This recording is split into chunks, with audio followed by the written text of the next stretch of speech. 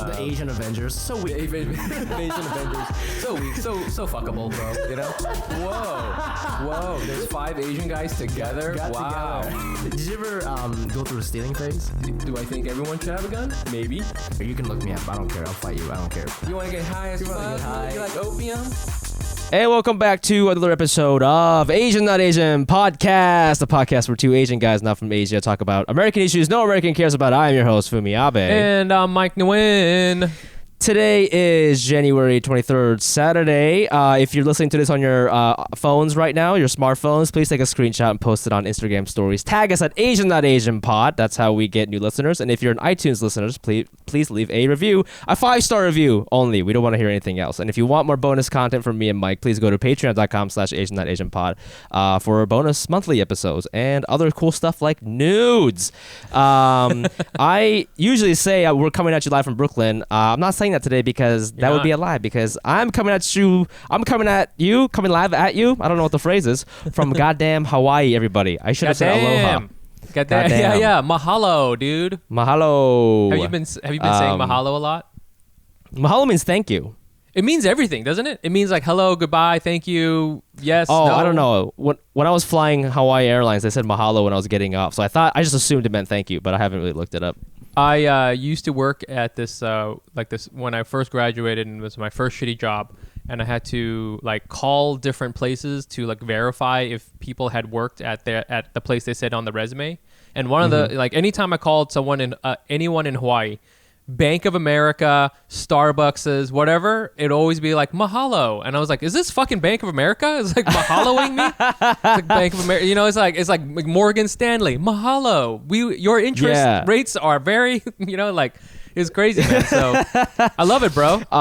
Yeah, it's weird. Like I knew that they said that here, but it is weird to like walk into a store and hear aloha all the time. Like part of me thinks like it's some like running bit or something. I was like, there's no way you say aloha. Like that's insane. But Hawaii's been cool, man. I've never been here. It's my first time. A lot of my friends are moving here who are not comedians because they can just do that, and they're living their best life. I've been, it's interesting. Like I didn't have any expectations when I came here, but I've been going to the beach a lot, and of course there are gorgeous women because it's Hawaii, but like I catch myself only looking at hot Asian guys. I don't even care about the women. I'm not gay, but I love representation that much. I've asked to take so many pictures with hot Asian guys with abs, and it's just been a true dream come true for me. Just stopping your car and getting out and just being like, I gotta take a picture with this guy. Have you seen this guy's abs? Yeah. They're really nice about it. Yeah. But it's crazy, man. Like I feel like Hawaii. I mean, obviously there's a lot of Asian people on the West Coast and LA and then San Francisco is like that. But like Hawaii, it's like another level of Asian, dude. Like they got rice balls everywhere. It's crazy. Like you go to Safeway and they just sell bento boxes. Oh, like that sounds awesome. A regular. That's just what they do. And I love go ahead. No, I love that. That's our definition of paradise. It's like bento boxes everywhere. It feels so nice. It's like in the dude. Bible, and lo, bento boxes were all around in the land of milk and honey and bento boxes. It's like, hey, you know me, I'm on the East Coast and I'm always like having these like existential crises about my identity, but like it's crazy because there's like a pretty deep Japanese American history here. I can see that. And my family is not part of that immigration story, but like it's so interesting to like see Japanese names on like tunnels and shit. Like they're everywhere. Like I've seen like 6 places called like Fumi's Flower Shop or something. And I've literally never seen my name written on anything in this country other than like a test I'm taking. Right. And I was pumped, and I was just like wondering like if like white people feel that way, if they like I was thinking about you, and I was like, because your name is Michael. Like, do you get pumped when you go into the arts and crafts store, Michael's? Like, is that I don't know. Is this relatable? I remember when I was a kid and I first realized there was a store called Michael's, and I was like, this is awesome. And I went inside and it's just a bunch of crafts and shit. And I was like, this is incredibly whack. I was like, this is not at all the store I would have. But I think that's cool. I mean, I saw on your Instagram you had this thing where you how in like a tourist like trinket shop, they'll have all the different nameplates that you could buy. They say different names. You can, Yeah. it's like a funny, nameplate that has, Andrew on there or whatever the fuck it is. And you were saying you never see your name on there. But it would be cool to like have a lot of different kinds of names, like Japanese names and stuff like that. So, I mean, why not? Yeah, man. So that was cool. And then like, it's so interesting coming here from Brooklyn because like, nobody has like, I know there's a lot of jokes about people gaining weight in quarantine. And I've fluctuated as well, but like, I don't think people realize, like, I don't think New Yorkers realize how much stamina they've lost just from being inside. So like, I'm not saying like, you're beer belly or not, like that's not what I'm talking about. I'm talking about like stamina as in like, I went surfing and I was so embarrassed that how tired I got just to go surfing. Like you have to paddle your way out there. Yeah, and man. Then I got too tired and I tried to turn around, and then that journey also took like an additional 30 minutes, and like it was actually kind of scary, to be like, wow, like I can't do these like basic things anymore because I've been literally sitting inside watching anime for like 7 months. Well, paddling is so hard. I mean, that's probably like one of the hardest parts of surfing, I feel, is paddling out and then paddling back. Because like that's when are New Yorkers ever paddling? We're never. Well, we need to be doing more paddling, I tell you. we can't go into the Hudson. Okay, you'll get like a whole bunch of needles in your arm and stuff like that, and you won't be able to paddle. So like it's just not something we do. But and it's and like I'll just say this one more thing, and then we can bring our guest, and I'm gonna ask him about Hawaii, even though he's not Hawaiian. I don't think. Like it's just like coming from New York is such a hilarious experience because. Okay, so like there's the athletic part, right, where you're just like laughing at how out of shape you are, and you feel so ashamed. And then we went hiking, and then it's so funny because like every plant you see there, you're like, you think to yourself, you're like, I have paid $90 for this in Brooklyn. Yeah, like this goddamn flower, I've literally paid $75 to have this in my apartment, and it is just chilling right here in Hawaii. Dude, I could just cut it and take it home. Yeah, and there's like the nicest plant in like the gas station bathroom. It's just like, this is an awesome plant. I gotta take this home. And I'm just imagining you like flying back to New York and they're checking your luggage and it's just full of plants. And you're just like, sir, what is this? Is this? Hey, I'm just trying to live that like plant zaddy life, That's like, apparently that's in right now, You gotta have like all these plants and blue lights and shit. Yeah. What's it? I do feel like in everything that other people take for granted is like a thing in New York that someone is going to charge you for, Yeah. You know what I'm saying? Like one time, I was like moving my couch like in New York, and I was like moving it on the street, right? I was just like pushing it. And legit 2 or 3 people asked me, yo, what class is this? This is cool. Is this some sort of CrossFit thing? And I was like, I'm just moving my couch. That's it. But New Yorkers are just like, yo, this could be like a really good like business plan, So it's like, in Hawaii, it's just like, I'm just walking around surfing or whatever. But if it was in New York, it'd be called like Surf Fit. It would cost like $160 a week. Right, and it'd be like whatever. You'd have some sort of yogi teaching you and shit. They would have like a Peloton, but it's for surfing. You get your own like in-house surfboard. Exactly. It's $2,500. Okay. Yeah, man. I think you're looking hot. I mean, already. I'm gonna say it. Yeah, there you go with that shaka. Hitting me with a shaka. That's my move. Vibes, dude. Oh, I've changed. I go by Fumi Lani now. I'm Hawaiian, and it's all good. I come in peace, dude. All right, man. But, all right. Well, mahalo to that. Let's bring up our guest, Fumi. Absolutely. I'm so excited to have our guest on. He's another famous person. We've been very fortunate recently. We've been getting a lot of famous people on this podcast. We've been getting some bangers, dude. It's been crazy. So maybe we're getting better as an organization. I'm sure that's not something that you and I did. No, that's not you and I at all. No. We haven't changed at all. Well, you've changed. You've become Fumi Lani, so that's different. Yeah, a little Hawaiian rebranding there. Our guest today is a TV comedy writer who has written on such shows as Mixed-ish, which I watched on the plane ride over here. Hell yeah. Robot Chicken and Problematic with Moshe Kasher. He's also got this podcast called Yo, Is This Racist, which is pretty big, so check that out, with his co-host Tani Newsome. So everybody give it up for the hilarious Andrew T. Woo! What's up? Thanks for having me. Oh, Hey, a hey. crowd. It's been a while since I've gotten woos from a crowd. That's fucking crazy. Wonderful. Wait, do you do stand up? Is Are that you why a you said stand-up that? too? No. I was actually I've done stand up exactly probably like 10 times. But we were doing live Yo's This Racist shows. Oh shit, Whoa. that So sounds that Yeah. was where, and honestly, I only did stand up because I was like, shit, if I'm gonna be standing in front of people with a microphone, I probably should like get sort of comfortable with it, because it's like, it's a skill. It's a skill that I did not Right. have. Oh, Well- you did it as like practice for your podcast Yeah, shows. I literally just wrote like 10 minutes worth of jokes that were like fine. That's a lot. that's Kind of fine to bad. Let's say fine to bad. And then I was just like doing open mics, and I did a couple like shows. It was fucking it's not exactly my thing, but it was really just like, all right, let's just hold the mic. Truly, just like basic shit. Hold the mic.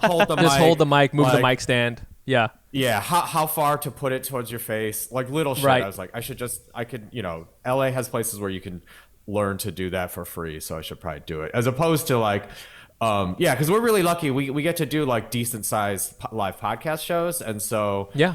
I was like, God, it's gonna be like 300 people here, so I should learn. I need to like learn where to look, where to stand. Yeah. little shit. So Yeah. 10 times of doing stand-up is all anyone ever needs to do. Okay. After That's that, true. there's a tremendous diminishing of return. So Yeah. you Well, become like us. that's- You like, I'm a troll now. So yeah. Yeah, but that's where you learn if you love it. Like right around set number 9, you're like, "Am I doing this again?" And for me, the answer was like, "No, I'm good. Thank you." I Right. love that. I love Yeah. that, and that's Or why you- you're yeah, much more successful exactly. than we are. I feel like stand up is definitely like smoking, like after the 10th time of smoking, you're like, okay, am I going to be an addict or not, and Yeah, that's why I yeah. always tell people, don't do stand up, because if it gets into your lungs, you're fucked, Yeah. and you just can't stop doing it. It was. I will say it was hard for me though too, because the stand up life. I was like at the time when I was doing it, I was like, we were like in person at Mixed Dish, and like, it's like rough to be like go into a writer's room and like work for however long, and then be like, right. I'm just gonna stay up and drink for a little bit. I was like, there are a couple times I Yeah. got like 4 hours of sleep, and I was like, I can't. I just got to pick one or the other for right now, and only one of them was paying bills. So Yeah, yep, yep, I feel that. This is the first week with no Trump, right? And I have to say, it has been so boring, right? It's just nothing's. It feels so quiet. It's so chill. I don't have heart palpitations all the time. And I was thinking about, I realize this, Fumi, is you and I, Fumi, we've been doing comedy for like 7-ish years, which means that most of our comedy career, Trump was in office, right? And I even remember the day that Trump got elected, and I went and did a stand-up show that day, and it was raining, and Trump had gotten elected, and a lot of people have heard this story, but it's I went to the show. There were only comedians at the show, and there was only one audience member, and that was my wife that I had brought with me. And I remember we still did the show because we were assholes. That's insane. And I'm like looking at my wife as I'm doing it, and she's like, I'm going to kill you when I get home because I can't believe you fucking dragged me to this shit. It's already bad enough that Trump won. But it made me think, I feel the Trump administration it was such a heavy thing for all of us. And then I was thinking, oh well, once he's gone, everything's gonna be great, right? Well, of course not, right? Everything is still pretty shitty. I feel like now it's like the hangover is lifting, and I'm realizing, oh yeah, our lives were still pretty bad before. I mean, we still had a lot of problems before, right? So it made me think like, oh shit, it's like we just reverted back to 2016 where everything is we still have a lot of problems we have to deal with. So it made me think like, how much progress have we made? I think that's going to be the theme of the show, and what I wanted to talk to Andrew about, like how much progress have we made, not just, in society or where the fuck it is, but like as Asian comedians and that sort of thing. You know, Andrew, you've had this blog for a long time. I feel you're like an old school, like you and Angry Asian Man, right? WordPress. I mean, you know, Phil has been around longer than me and doing more like Asian specific shit than me. I think like, yeah, the progress is interesting, especially in entertainment, right? So it's like, you know, obviously, I want to talk about that. You know, that's a very unique area because that's sort of the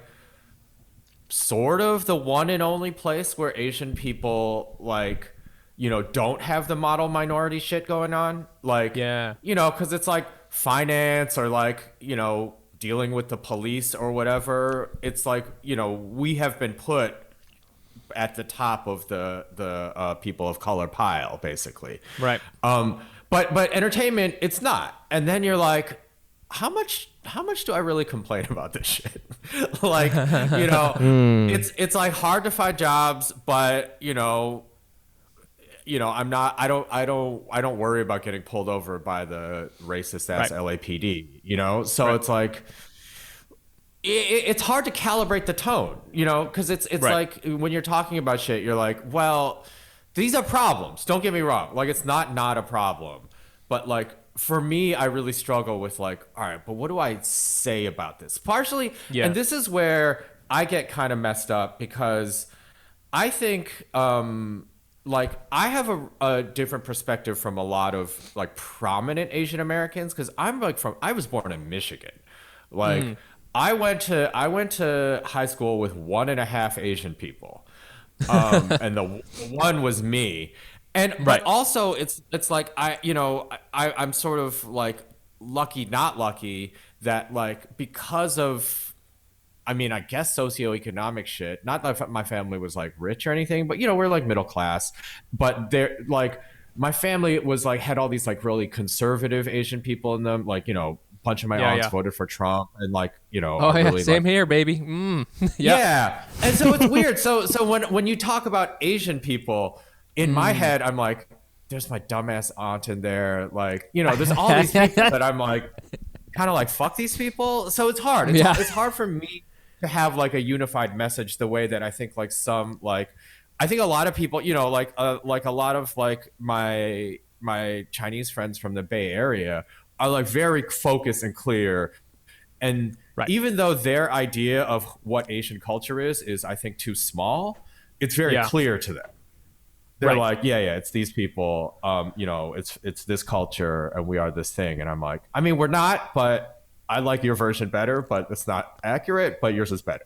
So sorry, I feel like I just talked in circles. I didn't answer jack shit. No. Well, I mean, there is no. I felt like I felt like that was like your job interview for the show Mixed-ish, because isn't that show like all about not understanding if you're black, if you're white? Yeah. Honestly, I will just say, I think my boss knows this. I mean, it was obvious. It was clear in the interview. Like, I was like, but that's like a big part of like a lot of people's experiences. It's like, when you talk about race, it's like black or white. And like, obviously we occupy a place that is neither of those. And our, you know, Asian people in general kind of get to decide, or it's put on them, like which side that they're on in various issues. And it's not the same. It's not consistent. So it's like, you know, obviously way smarter people than me have like analyzed this, but like from the how you feel about it perspective, it's like interesting because it's like just constantly like you don't know what other Asian people think or feel a lot of the times. We all had like the same shit put on us, but we come out so many different ways that is like, it's so it's weird. It's hard. When you talk about Asian people, I'm like, who are we? Yeah, no, I mean, that's entirely what it is. And, you know, just very quickly, whenever Fumi and I put out something on Instagram, there's like, you know, we'll pull it out a bit or something that happens on the podcast or whatever. And it'll be like 80% of our people who are listening will be like, yeah, I totally get it. And then 20% will be like, you know, you guys are like making Asian people look bad and blah blah blah, and I guess I get so upset about it, and I'm like, motherfucker, right? Like, yeah. First of all, we're stupid, And second, I mean, this is really like the point. Like, there isn't one thing, and that's kind of the whole theme of the whole show. Fumi, you were gonna say something? Yeah, I mean, it's like it's hard to release stuff. It's hard to release content for quote unquote Asian people because of exactly that point. And I'm from Ohio, Andrew, so it's like the same thing, shit, right? okay. Like I didn't, yeah, like I don't like my experience growing up as an Asian American is a complete 180 from Mike, who Mike grew up in LA, Right, so exactly. it's like I don't With know my blue Integra lights and stuff like that. exactly. Like I have no idea what the hell he's talking about, Like I'm listening to Christian rock over here, so it's like it's very different. But I do want to talk about, I mean, we can focus a little bit on, with you, Andrew, about, just you as a comedy person. First of all, I didn't know you were a comedy person. I assumed for some reason that you were an academic, just because I had seen you around for a while, and I was like, this guy's clearly a graduate student, with your Tumblr and everything like that. But I mean, like very quickly, like how did you transition into comedy first, or you're like, no, you know what, I want to go into comedy right away and write and all that stuff? Or not even close, man. I think like a lot of Asian people, I was always like, there's no way, like you can't do this, you're not allowed. There's no one. I mean, partially it was that the crop of Asian like comics that was like big when, I mean, like no one was big, but it was literally like Mark Cho and Dat Fan, and I was like, Dat Fan, my boy, baby. We're gonna get him on the show. I'm gonna get him on the show. Neither of them are me, so I was like, that's fair. I guess it's because because I was like one of those like comedy junkies when I was a kid, but I was like, I just like Comedy Central was on 24/7, like that kind of stuff. Yep. And then but I was sort of just like, all right, well, I'll be like the funniest computer programmer. It's fine. Like I'm not like I don't give a shit. So like in my 20s, I was like a freelance like web developer. Yeah, that's such a funny specific goal to have. I'm gonna be the funniest computer programmer, killing it in the basement. We'll just have the most fun in our little like fucking computer lab or whatever. But like, and then I got a job at Comedy Central, working in like as a digital media producer, basically. So I was like, okay. That's cool. And that was where like two things happened. One is like I met a lot of like working comedians and like writers and shit. And I was like, oh, that's it? Like, I thought you people were magic. And it's like, no, you ain't you're shit. fine. You're just fine. Like truly, I was like, there's nothing like, oh, I can do this more than like just meeting the people who do it. And you're like, oh, that's you're the dude, okay. But that's like also part of the representation thing, right? It's like, I don't even know, like had I wanted to, like, I mean, I guess if I was a real maniac, I would have been like, finding the people, interning or like, whatever. Okay, yeah. But I was truly just like, this is not an option for me. So I didn't start like writing until. So I basically started the Tumblr when I was at Comedy Central because like, and this is not. I feel like when I tell this, it sounds like a jab at Comedy Central, but it's not. It's like every entertainment. What year was this? I mean, I'm old, man. I think I started in 2006. Maybe. Okay, so they were because they were still releasing good shit. I feel like they've like died down a lot. Post like Broad City, they really have nothing now. But their business model kind of got fucked by. I mean, mostly by Netflix. I think. I don't know. Look, I'm working in the industry, but I don't know how it works. But like so when I was at Comedy Central though, I was like often the only person of color in X or Y meeting. Not like, and so often, like, when shit would come up about race, like, even though it had nothing to do with me. So the reason, basically what I'm saying is the reason I started Is This Racist is people kept asking me. I have no specific training or insight, but it's like, if you're going to ask me, I will tell you the obvious Let's answer, ask the Asian guy from Michigan, if this is racist. Yeah.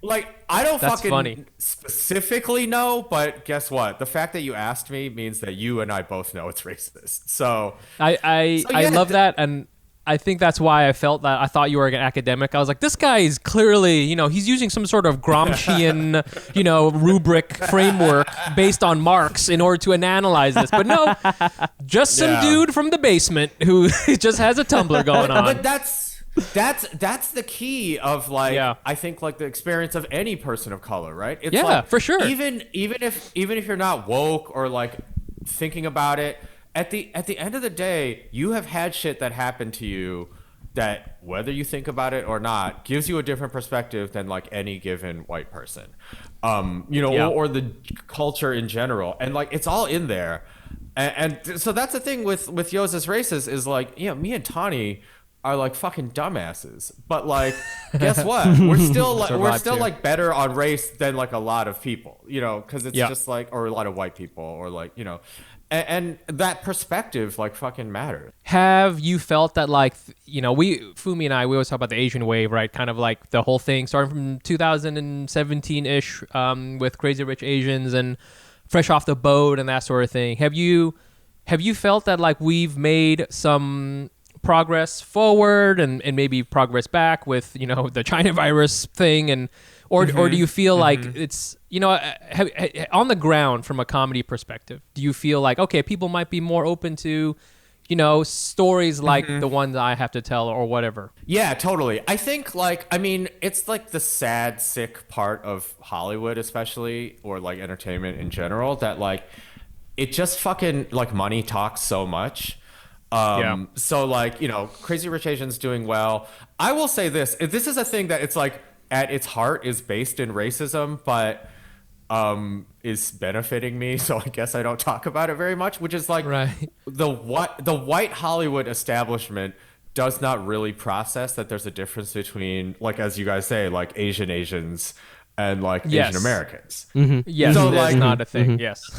So in the back of their head, they, whether conscious or not, I think they believe that, the fact that China, their vague concept of China, has so much money, that's the new entertainment audience. So, and it sort of makes sense that Asian Americans would be the closest that they have readily available to fucking tap that audience. But guess what?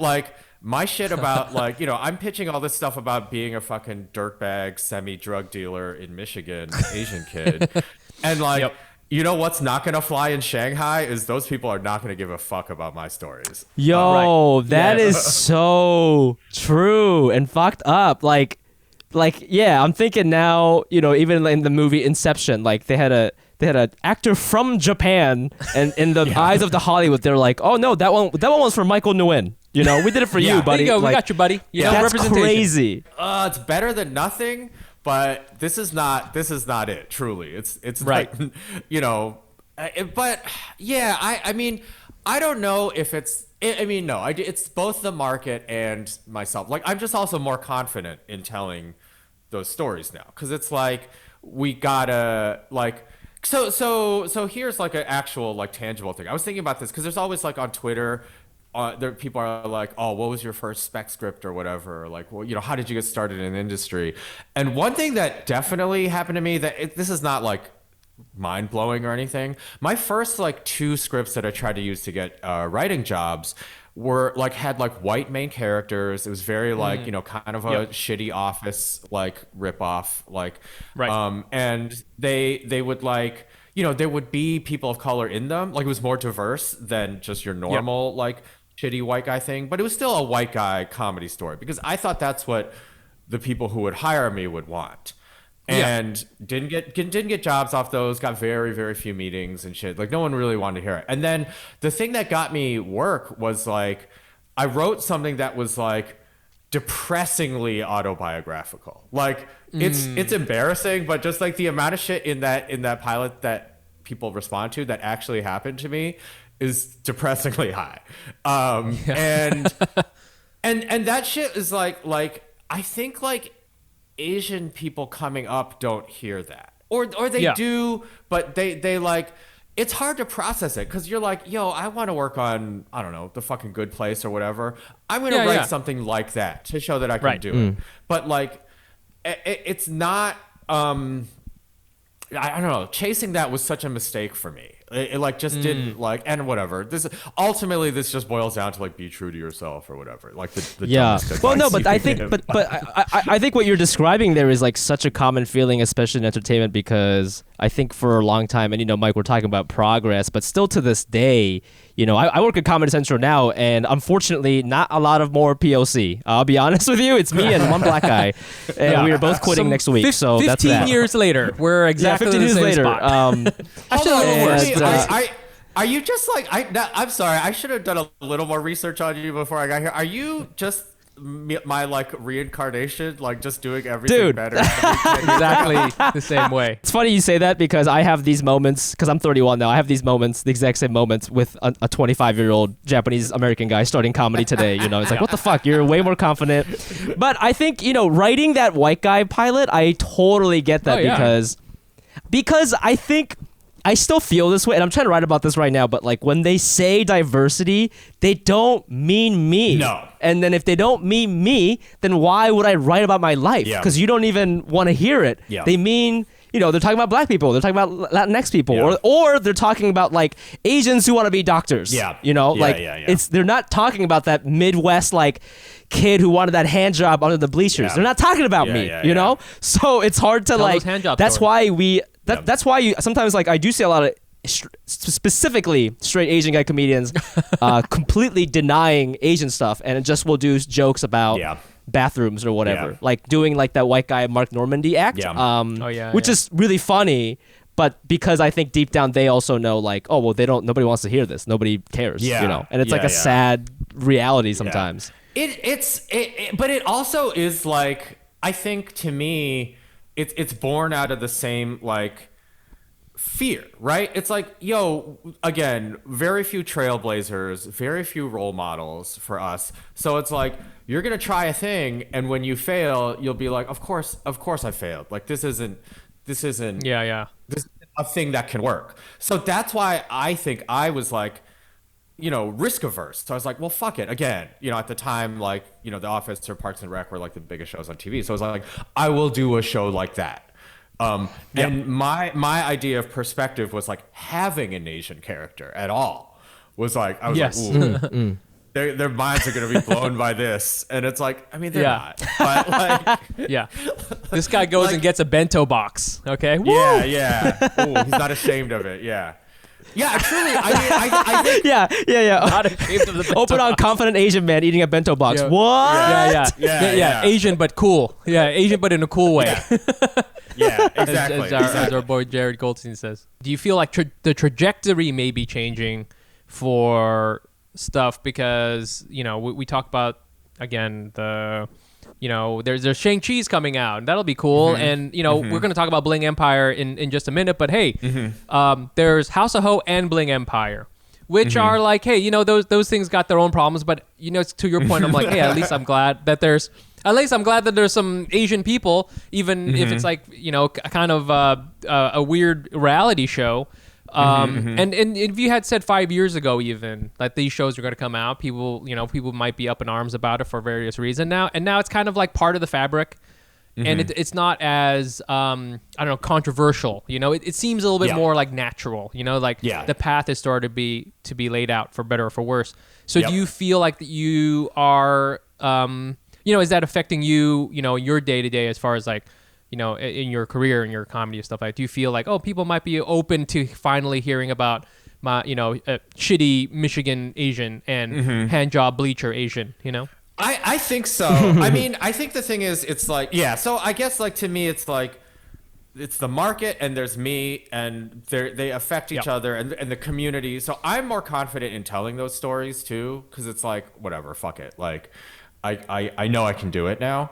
And so I think that helps. And the other thing is I think people are more used to, just as they get used to seeing Asian people, you just will get more fluent. It'll seem less like a risk to be like, Andrew/Fumi trying to get a hand job kind of deal, like super bad, right? It's like That's a sick pilot, by the way. yeah. So just there's only one hand job left in town, and the boys are after it. One left. The last hand job in town. It's like Lord of the Rings, but with hand jobs. Yeah. He's like Yeah. the one hand to rule them all. Yeah, but at the end, we don't get the hand job and we just jerk each other off because Yeah, we're there you go. friends. Beautiful, That's- beautiful. that's- well, And it was inside of us the whole time. So, That's growth. That's growth. Yeah. That's growth. You don't need the external validation for the hand job. You could use the hand job right here and right here. But wow, that's a bad podcast joke. Held up my hands, folks. It's okay. I think like the market is getting better. Americans are getting better at watching shit.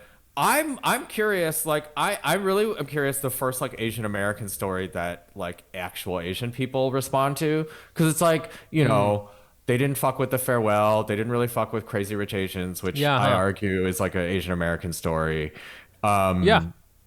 So I'm genuinely curious. I'm really curious. Like which is the first like Asian American who's gonna like, because at the end of the day, like fucking again, I mostly know Chinese people because I'm Chinese, but like the mainland Chinese audience, they would 1,000 times rather see like fucking Tom Cruise or Ryan Reynolds than like I can see that. any Chinese American person. Sorry. Yes. So I can see that. Yeah, 100%. I wonder who's going to be the first person to break over that way, and if it will ever be. Yeah, like an Asian Insecure kind of thing. Yeah. But I'm going to keep pitching it and keep trying to sell shit that maybe doesn't get made, but it's fine. That's just that's the name of the game, stay baby. afloat. Yeah.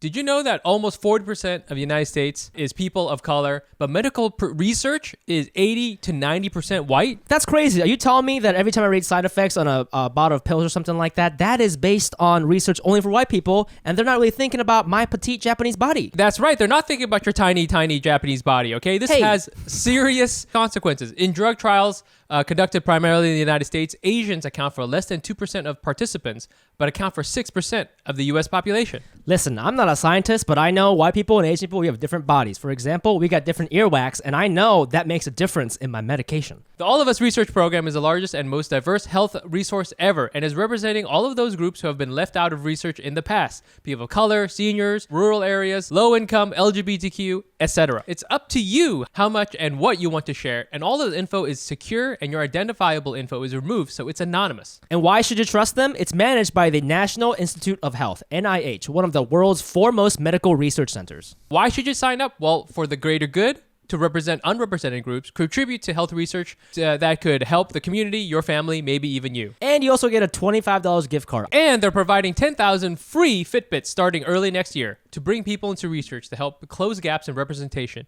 You can sign up and do everything safely from the comfort of your own home. Participation is power. Join to make a difference at joinallofus.org/Asian Not Asian.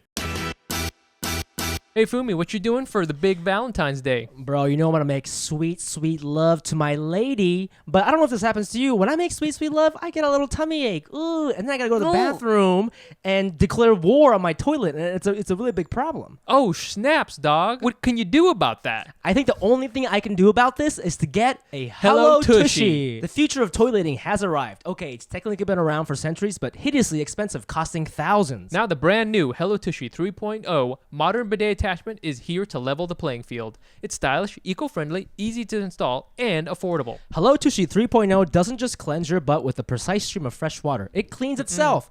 Before and after it's used with the Smart Spray automatic self-cleaning nozzle. It attaches to your existing toilet, requires no electricity or additional plumbing, and cuts toilet paper use by 80%.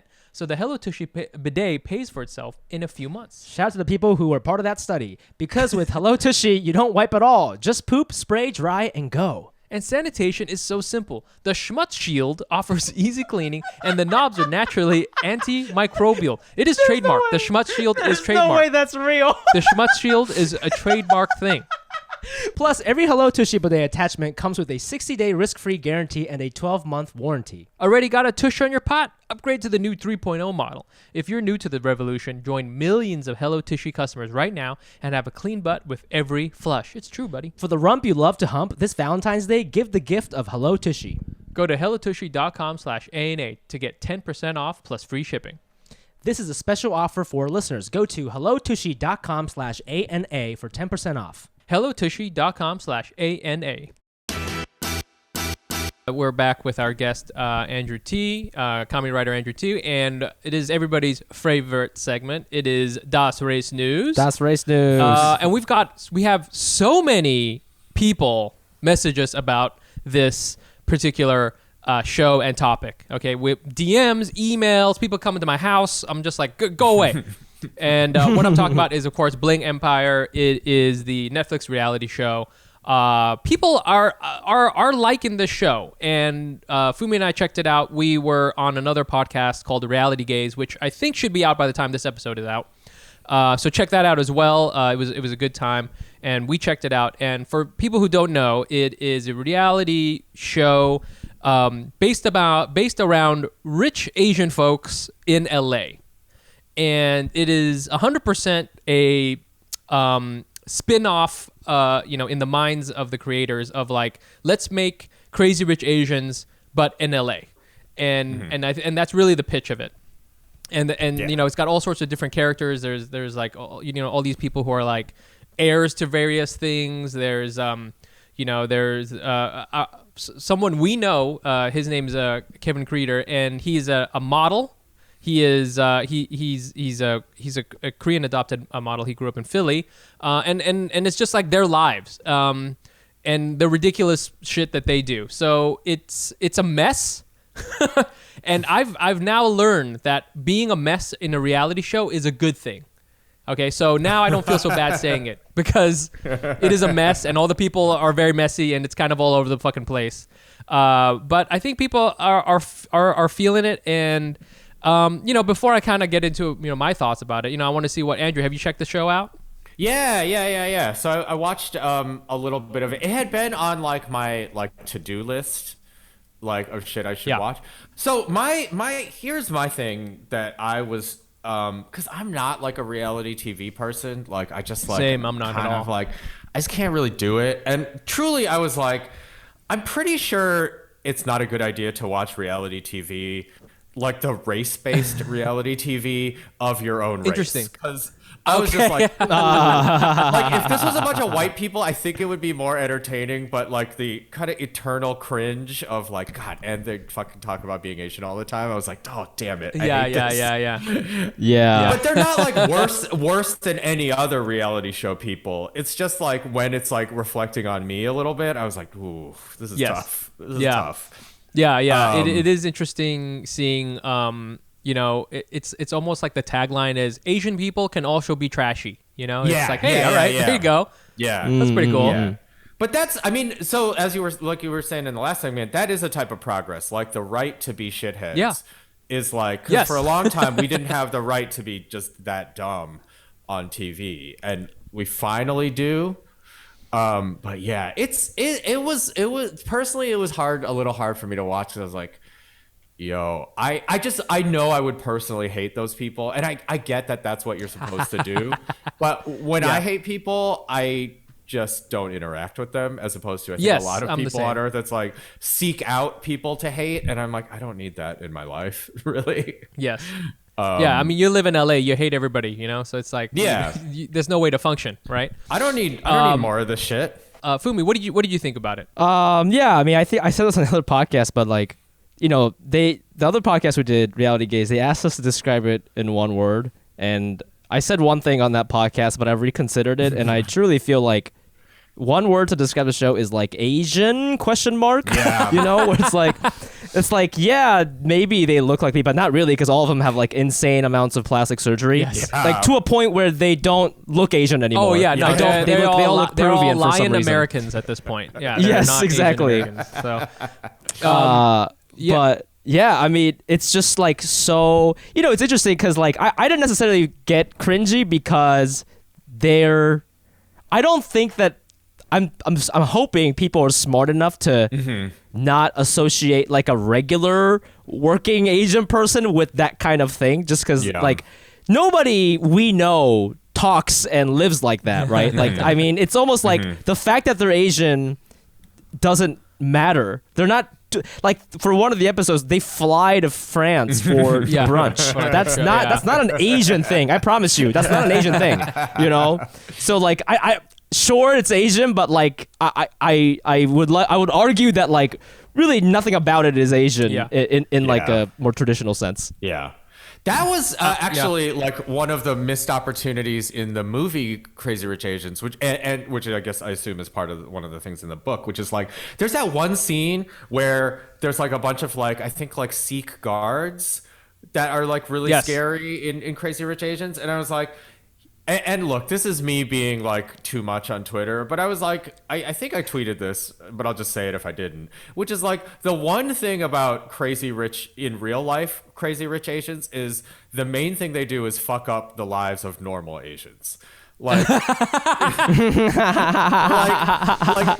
rich Asians, you know, they made their money. It's like blood money from like fucking up like poor Asians. Like, that's how they exactly. did it. Right. Gun running, selling drugs. Yeah, all that shit. Yes. Like, yeah. So I'm like, I would have loved, and I haven't watched the whole series, so maybe it's in there, to just, and I assume really it's like Kevin is meant to stand in for every man, or every normal Asian person. You know, every normal Asian model. Right. Yeah, exactly. But I'm like, with a six-pack. I would love to see them just get like straight up like delivery one day. Yo. And just you know, just some very normal lower class Asian person and interact with them. Right. I guess the regular. reality is, yeah. it would be very ugly, but that's the shit that to me is very like, so what's up? How do you tip the delivery person? Like, how do you do this? Like, how do you treat people? How much did you tip? How much you That could be a whole episode. That's a whole episode just tipping. Yeah. Yeah, I think like with Bling Empire, it is part of like a sort of narrative that Asian people have money, and you can connect it to obviously Crazy Rich Asians, but then also there's this thing. You know, Andrew, you're about my age, so you must know about parachute kids. That was like a thing in the 90s, parachute kids who were like, you know, rich kids from wherever being dropped off in America by their rich parents to like be educated in America. Then there's also kind of like this a sub branch of like rich kids on Instagram, sort of like, you know, who are in college but are dipped in Supreme and drive Lamborghinis. Yeah. And it kind of reminds me of, I mean, what you were just saying. It's like Hollywood and pop culture kind of woke up to, oh, there's Asian people, but then they were like, oh wait, but they're all rich. Okay, so like I got it, right? It's like oh, you want representation? You know, let's get the most ridiculous version of that, you know, and like all the Asian people are like, whoa, hold on, you got to the wrong conclusion. I don't know how. We're just trying to say, hey, there's Asian people, and Hollywood was like, got you guys all have helicopters. Okay, you know, I'm just like, what the fuck is, you know? Dad, don't say another word. We got you. No, I totally get it. You guys all fly to France. Got you. No problem. Shut the fuck up. Okay, is this what you wanted? Is that what you guys got camels and stuff, right? I'm just like, what the fuck are you talking about? I think to draw the analogy all the way through, we got the reality show version of Crazy Rich Asians, and what I want to see is the reality show version of Parasite. I just want to see, I want to see full class war in reality TV.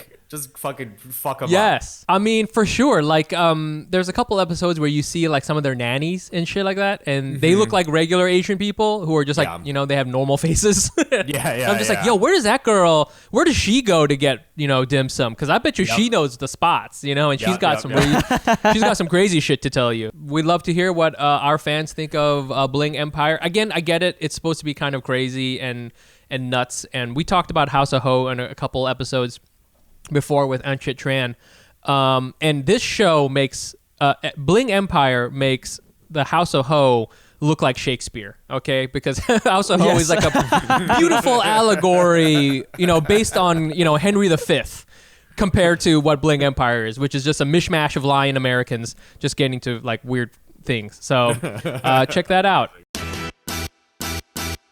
Huh. My skin is shit.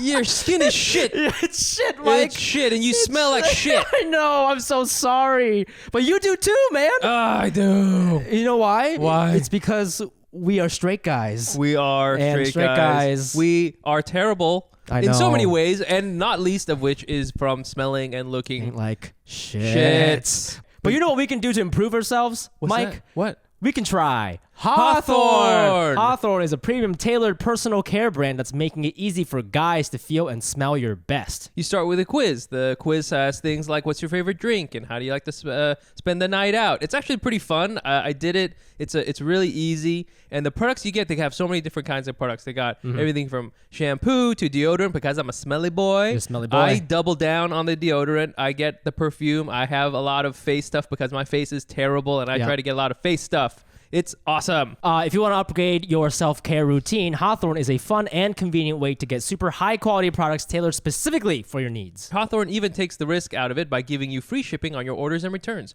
And if you don't like your products, they'll even retailer them for you based on your feedback. Whoa. Yeah. Do what I did. Take Hawthorne's quiz today and get started on your personalized self-care routine by going to hawthorne.co and use promo code NOTASIAN to get 10% off your first purchase. That's HAWTHORNE.co, promo code not Asian. Hawthorne.co, promo code not Asian. We smell better now. Yay! Listen, Mike, you know me on the podcast, I like to laugh like an insane person, spread joy through jokes and Yes. inappropriate comments. But is that how I feel on the inside in 2020? Absolutely not, Mike. No, man. It's a dark mess in here, dude. Sometimes I'm really sad. Sometimes I'm a little depressed. I'm really stressed, and I think a lot of people with the pandemic, they're not really sure about job security, and that's a huge source of stress for a lot of people. And I think if any of our listeners feel this way, they should check out our sponsor, BetterHelp. BetterHelp will assess your needs and match you with your own licensed professional therapist. Connect in a safe and private online environment. It's so convenient. You can start communicating in under 24 hours. This isn't self-help. It's professional counseling. Send a message to your counselor anytime. You'll get timely and thoughtful responses, plus you can schedule weekly video or phone sessions. Woo! All without ever having to sit in an uncomfortable waiting room. You know how those waiting rooms can be, bro. BetterHelp is committed to facilitating great therapeutic matches, so they make it easy and free to change counselors if you need it. And it's more affordable than traditional offline counseling, and financial aid is available. Licensed professional counselors who specialize in depression, stress, anxiety, relationships, sleeping, trauma, anger, family conflicts, LGBT matters, grief, and self-esteem. I want you to start living a happier life today. As a listener, you'll get 10% off your first month by visiting our sponsor at betterhelp.com/Asian.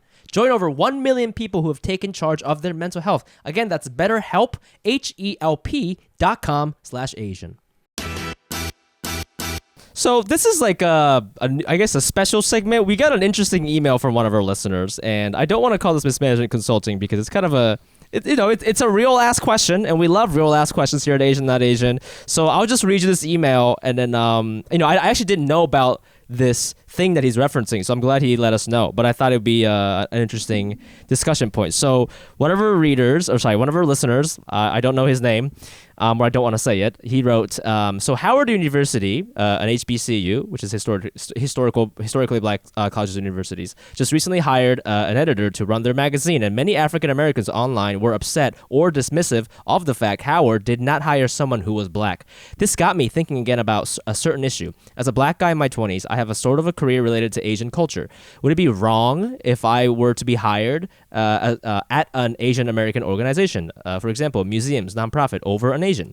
Is it weird that I have a lot of Asian friends? Love the pod. I enjoy being an anal. Anal is Asian Not Asian listener. He's not talking about butt sex at That's the end not of his some email for no proclivity. reason. He's just throwing it in there. So I looked this up. And there weren't that many articles about it, but basically the synopsis is that Howard University hired a new editor, and she's actually Asian. I think Yeah. she's Chinese. Her name is Rin Yu. Yeah, for their magazine, for what they're like. Yes. Yeah. And a lot of people, a lot of students and stuff like that on Twitter, were like, is she really qualified to tell her stories? Like, sure, I'm sure she's qualified, but like, you really couldn't find somebody who's black and qualified? Like, I don't believe you. And it got people kind of riled up. So I think there's two things. Like, one, how do you feel about this Rin person? And two is sort of, for our listener, he's black, but he has an interesting Asian culture and he's working at an Asian organization. Like, is that wrong for him to want these positions? Yeah. This is an interesting question. And I think this kind of touches on some of the stuff we've been, talking about as far as like, where do Asian people sort of fit with the white-black dynamic, right? Because a lot of times, Asian people can be perceived as like not people of color, or even white. I think that comes across sometimes. And I think it's interesting because this is, a very visible position, right? It's Howard, it's the editor-in-chief. Howard is the alma mater of our new VP. So it's, a flagship HBCU. And it's good, at least. I think people aren't really challenging her as like, a journalist. She is like, everybody's like, yeah, she's clearly like can do her shit, journalist, and all that stuff.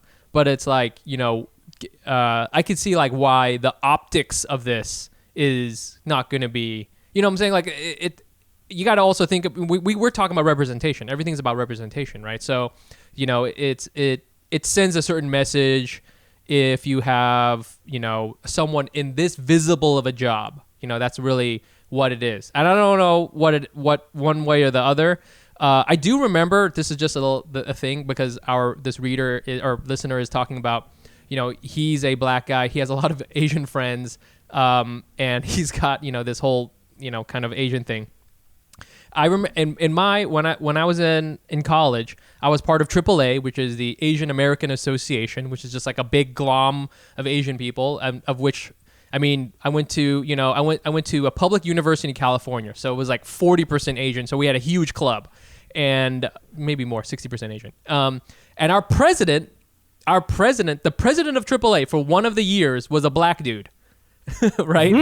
Yes. Wow. And let me tell you something. This is the terrible times of this is after affirmative action was repealed in California. We barely had any black people on campus. It was terrible. And we got one of the black people at Cal to be president. And dude, and that's crazy. Yeah, and at the time, I don't think anybody was upset about it. He got elected. You know what I'm saying? We voted him in. Right. We weren't. We didn't like install it. He didn't like sneak in. He didn't coup his way in there. You know what I'm saying? We elected him, and he like worked his way up the ranks. So I thought it was cool, and it was kind of like funny. It was like, oh yeah, ha ha ha, right? But it totally made sense. And I don't know where. Do you remember why he wanted? Like, did you know the president well? Like, do you know why he wanted to be in that position or like be involved in that club? Here's the thing: when you go to a public, it's 60% Asian. Almost by default, all your friends will be Asian. Okay, like right. You gotta really try to not be friends with Asian people if you went to Cal, okay? Like, and I'm sure there was tons of white people who were just friends with only white people. But if you were anybody else, you're just like, by default, you just had Asian friends.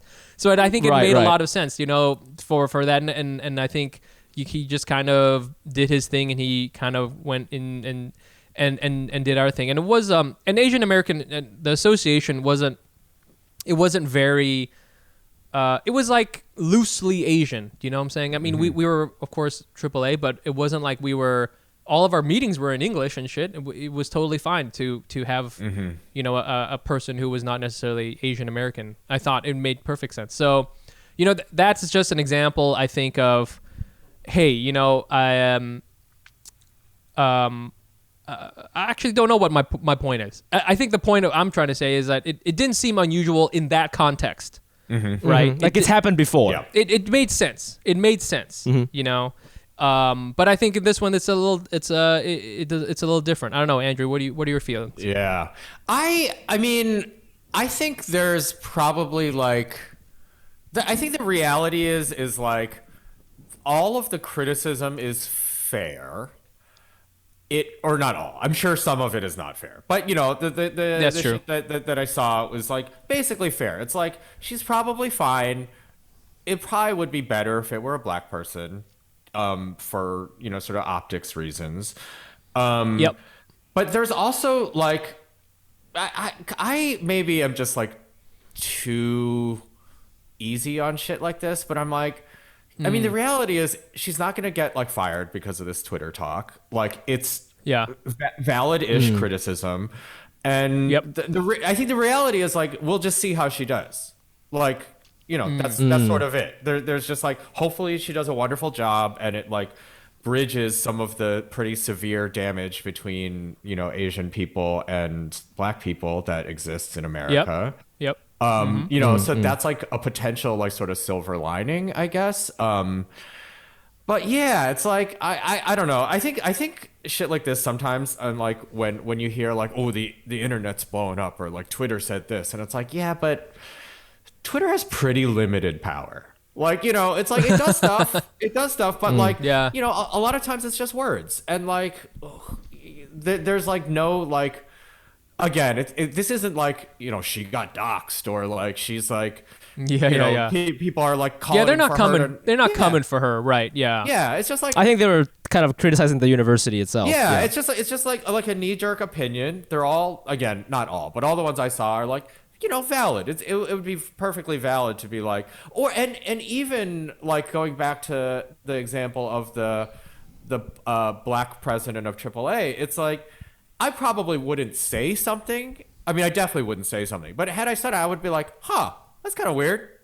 You know, like not even like in a bad way. It's like, oh, well, that's not what I expected. Like, whatever. Right. You know, and this is just pretty close to that. It's like, you know, it'd be better if she was Black. But, you know, I'm not like, you know, again, I'm not burning down her house or anything like that. So it's like, yeah, I think like okay, two things. One, I feel like I get the sentiment only because you know, I'm sure she's qualified or whatever, but I feel Black people have to always be on their toes because people are always trying to like take things from them, you know, not just Asian, but like, you know, like for example, like, you know, yesterday I was at the beach and I was at the beach, and I was making a new friend, just somebody I met on the beach, and I found out that this person works for like a tech startup in San Francisco. Yeah. And I'm not saying which company because I'm not allowed to, but she's working on some app. She's working on an app for this startup company, and it's like an app. It's kind of like TikTok, but it's for rappers. Like it's to like make rap tracks, and like it's like a social media for rappers, like amateur rappers, right?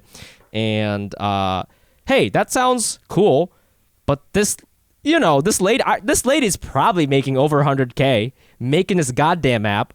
She does not rap, you know, like she's making, she's living in Hawaii, while, you know, my Caribbean neighbors in Brooklyn are dying because they don't have insurance, right? Like, you know what I mean? And if this app blows up, which I don't know if it will or not, but if it does blow up, this person's gonna be on Forbes, right? And like, I feel like that's just a micro example of just how America works. And so I understand like HBCU is like, you know, I don't know if you read I think it's called Between the World and Me by Ta-Nehisi Coates. Yeah. He went to Howard, and he describes it as like the Mecca of Black people. Like that's how important it was to him, because it's like the only place where everybody's Black, everybody's really smart, and he really felt like, you know, he had the experience I'm having right now in Hawaii. Everybody here is Asian, and I love it. There's rice balls everywhere. For him, I don't know what the Black equivalent is. There was something there for him. And you know, that's like his home. That's like Black people's home turf, and see that happen on the home turf is, I think, what it's turf for. It's kind of like if you and I found out that the CEO of Zojirushi rice cooker is like a white guy named Tanner. We would be a little hurt. We'd be like, "What has happened? Are you really serious right now?" Well, like I know, you know, Tanner maybe he went to Wharton, maybe he went to UPenn, but it's like, I don't give a shit. You know, this is my home spot. You know, I think that's kind of what it is. I think it always Oh, I was just saying, I think like we can even just see it in this conversation, right? It's like, we don't have to have historically Asian colleges and universities, because it like very true. Truly like Cal, because we're already there is probably that. Yeah, it's because like, you know, model minority shit, and like, you know, teachers all that always stuff. believe Asian. Yeah, so it's like, so we don't even need to have a name for the thing that we occupy. You know, the Ivy League is historically white, you know, college and university. We don't have to call it that. So like, just the fact that there is a phrase for like, you know, like Howard and all the other HBCUs to be a thing that needs to exist, I think just that goes a long way to saying why these are not equal things. Yes. Like it's just like, it's. You're so right. I think it always, you know, it's like, you kind of think about is this person going to do right by the people that this person that is represented, right? And it's kind of like the reason why no one at AAA was upset about a black guy being the president was because our power wasn't diluted in any way. Everyone else in all his cabinet, everyone else there was Asian, and it was like, cool, we have a black guy, great, and he's gonna do right by us, right? And so then there's like a concern, hey, is this person gonna represent Howard in the right way? Is this person gonna do those things? And those things, that representation can matter, and that is it's like you hit it, right? Like this is their flagship university, and they want to have the right people in place, and this isn't a knock on MISU's like qualifications, but like this goes beyond just the qualifications that are on paper. So I think you're totally right. Like let's hope that she does a good job and everything like that. But I think I couldn't help but think of do you guys know Roy Wood Jr.'s bit about the white guy who works at the Black History Museum? I just kept because like his whole bit is like how many extra questions did that guy have to answer to get the job? And I'm just wondering like how many extra questions did Miss Rin Yu have to answer about Black American culture to get this goddamn job? Yeah, man, she really knows a lot, man. That's the hope. That's the hope, is that she's amazing, and that this is like, and it, you're right. It's like, is that fair? Like, maybe not, but the unfairness doesn't stem from Howard or the black community. The unfairness absolutely. stems from the fact that, like, rightfully, black folks are like suspicious. There's, and the other side of that, the Cal thing is like, the other reason like that works is because in general, the student body of Cal, Asian student body, is not worried about black people taking things from them. Like that's just not a thing. It's just not a thing, not an issue. So like, or whatever. I mean, I guess there's some of those like affirmative action Asian bootlicker. Right. We were, there was some, but I think I think that is, again, you're sort of pointing to a structural thing that, Asian people are worried about, black people or people of color taking spots because of affirmative action. But that again points to a structural problem as far as like that's really kind of the whole point. So we can get into that later. But we're gonna keep tabs on this. We're gonna see how this goes. We'll see. She's on probationary period with Asian Not Asian podcast. We'll see. So good luck to them. What if she fucks up? I really hope she doesn't fuck up. I hope she was great. If you're listening, Rin Yu, please, our reputation is riding on your shoulders, so please don't fuck up. All right, everybody, thank you so much for listening. That was our episode. Andrew, thank you again for coming on the show. This was so much fun. Where can our listeners find you and your work? Where can they find you? I mean, your podcast is Joe's This Racist. I'm on Twitter and Instagram, Andrew T. But also, we recently took the podcast independent. So if you like this, and then if you like listening to the podcast and you want to support, you can go to suboptimalpods.com. Just trying to do it on our own. We got a little. It's nice to not work for any white people, at least on the podcast side. Amen. Yeah, Amen. That's the jam. Wait, so is your whole podcast behind the paywall now? The whole No. thing? So there's still the normal podcast, and then we have some bonus episodes and things like that. Oh, got it. Yeah, hey, shows. Anals, if you like this podcast, you're definitely gonna love Yo Is This Racist. So please check out Andrew's podcast. Thank you. Thank Follow us on social media. We are on all the platforms at Asian Not Asian Pod. I'm also on there at the Fumiabe. That's TheFumiabe. And you can find me on Instagram at Nice Pants Bro. Please come to our stand-up comedy show that we do on Zoom every other week called Hack City. Just go to asian.asianpod.com for tickets. They are free. The next one will be happening February 5th. Yep. So February 5th, come 2021. check so we'll see that out. Yeah. And and as always, check out our Patreon, patreon.com/asian.asianpod for bonus content. I think that's it. Andrew, thank you so much for coming on. This was amazing. Thanks for having me. Anals, we'll see you guys next week. Bye.